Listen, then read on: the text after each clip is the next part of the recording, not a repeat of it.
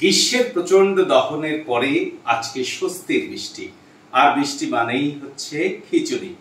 আজকে আপনাদের সঙ্গে শেয়ার করব খিচুড়ি রেসিপি। আর এই খিচুড়ি রান্না করবার জন্য কি নিয়েছি দেখুন।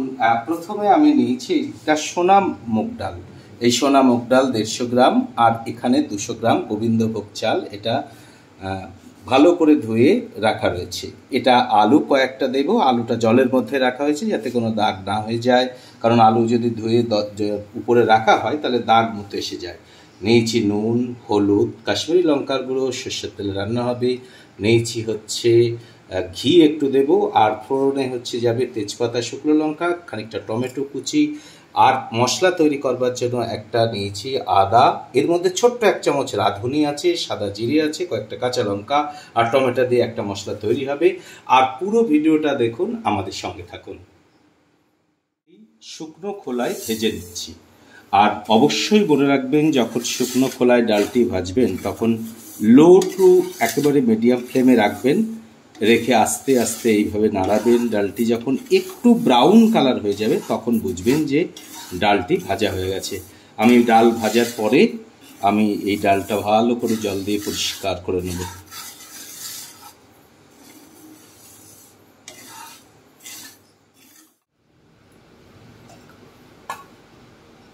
ডাল শুকনো খোলায় ভাজার পরে আপনারা ঠিক 2-3 বার করে এইভাবে জল দিয়ে ভালো করে পরিষ্কার করে নেবেন, কারণ ডালের মধ্যে অনেক ডাস্ট থাকে, সেটা ভালো করে পরিষ্কার করে নিতে হয়।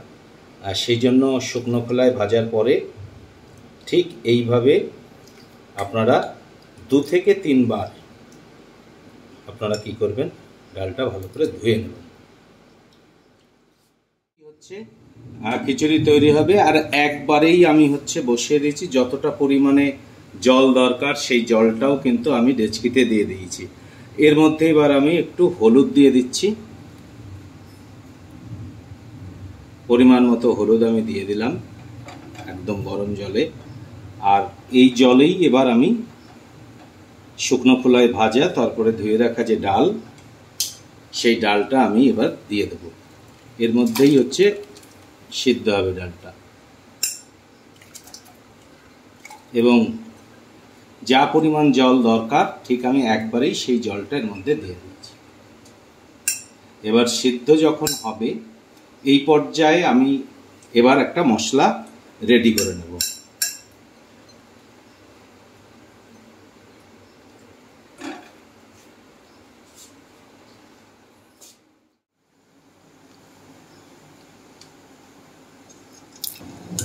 আলুগুলোকে আমি একটু ভেজে নিচ্ছি।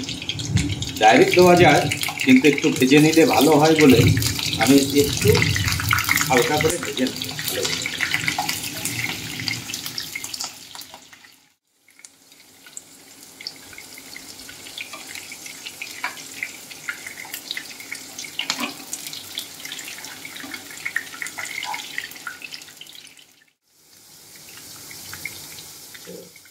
একটা মশলা তৈরি করে নেব। এর জন্য প্রথমে ফোড়নে দিয়ে দিচ্ছি 2টো শুকনো লঙ্কা, আমি মাঝখান থেকে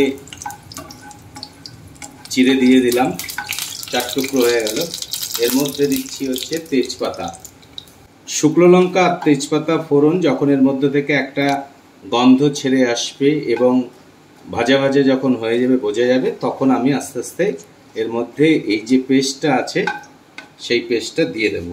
বেশ ভাজা ভাজা হয়েছে এবং এবার আমি এর মধ্যে পেস্টটা দিয়ে দিচ্ছি। এই পেস্টটার মধ্যে আছে ছোট্ট 1 চামচ সাদা জিরে, 1 চামচ রাঁধুনি, কয়েক টুকরো আদা, মানে 1/2 ইঞ্চি মতো আদা, আর 4-5টা কাঁচা লঙ্কা দিয়ে একটা পেস্ট করা। সেই পেস্টটা আমি এবার দিয়ে দিচ্ছি।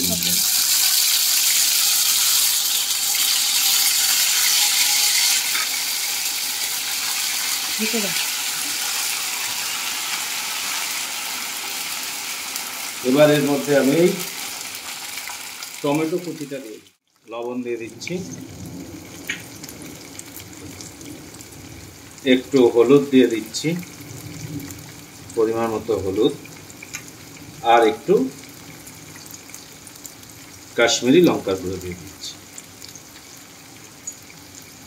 এই দিয়ে মশলাটা আমি এদিকে রেডি করে নিচ্ছি। আর ওই পাশটাতে ডালটা সিদ্ধ হচ্ছে, একই সঙ্গে ডাল সিদ্ধ হয়ে যখন আসবে তখন আমি ওর মধ্যে চালটাও দিয়ে দেবো এবং এই মশলাটা এদিকে রেডি হবে। মশলাটা ততক্ষণই কষতে হবে যতক্ষণ এই মশলা থেকে তেল ছেড়ে না আসে, ততক্ষণ কিন্তু মশলাটা আপনাদের কষিয়েই যেতে হবে। পাশে মশলাটা আমার এদিকে রেডি, এদিকে মশলাটা একদম রেডি হয়ে গেছে, তেল ছেড়ে দিয়েছি। আর আমি এবার এদিকে দেখবো যে ডালটা সিদ্ধ হয়েছে কিনা। ডালটা সিদ্ধ হয়েছে কিনা এই যে এইভাবে টিপে দেখবেন, এই যে এই হচ্ছে সিদ্ধ হয়ে গেছে, এই যে সিদ্ধ। এবার সিদ্ধ হয়ে গেছে যেহেতু ডালটা, এবার আমি গোবিন্দভোগ চালটা এর মধ্যে দিয়ে দেব। এই যে গোবিন্দভোগ চাল আমি একদম পরিষ্কার করে ধুয়ে ভিজিয়ে রেখেছিলাম, এবার এটা এর মধ্যে দিয়ে দিচ্ছি। ভেজে রাখা আলুগুলো এবার আমি এর মধ্যে আস্তে আস্তে দিয়ে দিচ্ছি।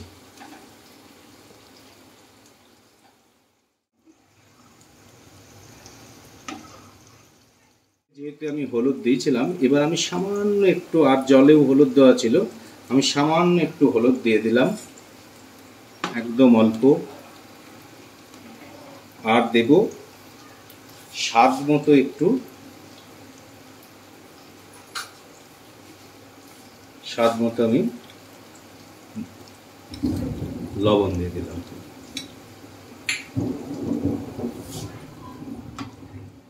রেডি হয়ে গেছে, এই যে মশলাটা পাশে হচ্ছিল, এই মশলাটা রেডি হয়ে গেছে। এবার আমি মশলাটা এর মধ্যে দিয়ে দেবো।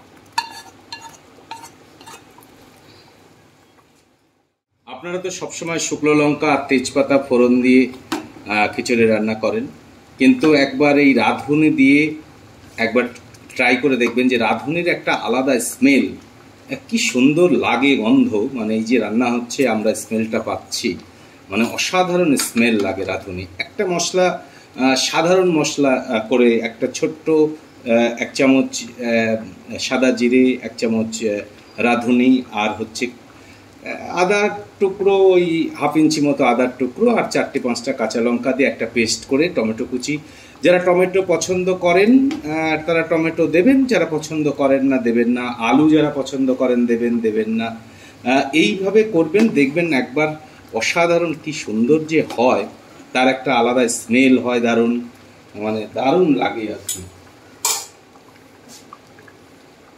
আমার প্রায় শেষের দিকে রান্নাটা হতে যাচ্ছে, আর আমি একদম শেষ পর্যায়ে এসে যখন শেষ হবে তখন আমি এর সঙ্গে একটু ঘি অ্যাড করে দেবো, তার একটা ঘিয়েরও একটা আলাদা ফ্লেভার থাকে। একদম তলায় যাতে লেগে না যায় এই জন্য মাঝে মাঝে একটু নাড়া দিয়ে রাখবেন। একদম শেষ পর্যায়ে খিচুড়ি আমার শেষ পর্যায়ে এসছে, এই সময় আমি কয়েকটা চেরা কাঁচা লঙ্কা আমি দিয়ে দিচ্ছি, কয়েকটা চেরা কাঁচা লঙ্কা দিয়ে দিলাম, আর নামানোর আগে একটু ঘি দিয়ে দেব। এবার শেষ মুহূর্তে আমি 1 চামচ ঘি দিয়ে দিচ্ছি, এই যে